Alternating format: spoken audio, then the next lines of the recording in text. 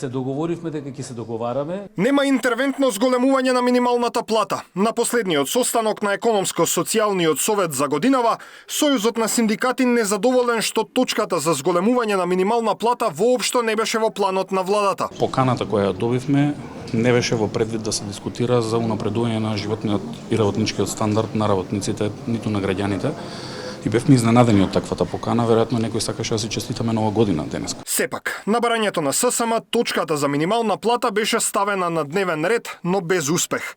Трендафилов вели, никој не сака да ги слушне аргументите на синдикатот. Ги побивме сите досегашни тези на работодавачите, како и на представниците на владата, меѓутоа тие аргументи за нив не беа доволни.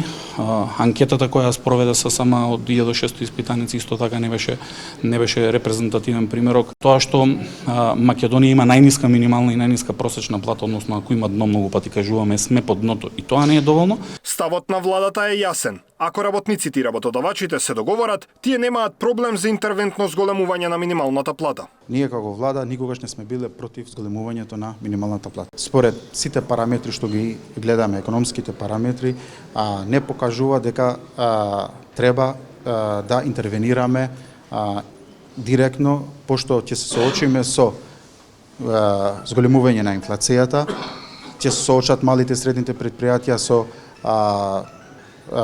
економски, финансиски проблеми, каде што ќе бидат наведени да ги напуштат од работните места вработените, кои што не е интерес ниту во вработените, ниту во целата држава. Профитабилноста на македонските бизниси е меѓу 2 и 5%, вели председателот на Бизнис конфедерацијата на Македонија.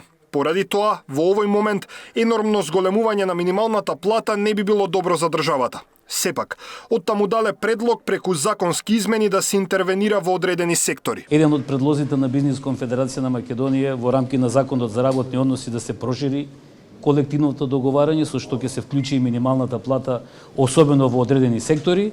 Нашиот предлог е дека со договарањето на минимална плата во одредени сектори може да се намалат и злоупотребите. Министерот Дурмиши вели дека Министерството за економија се уште ја нема изготвено минималната кошница.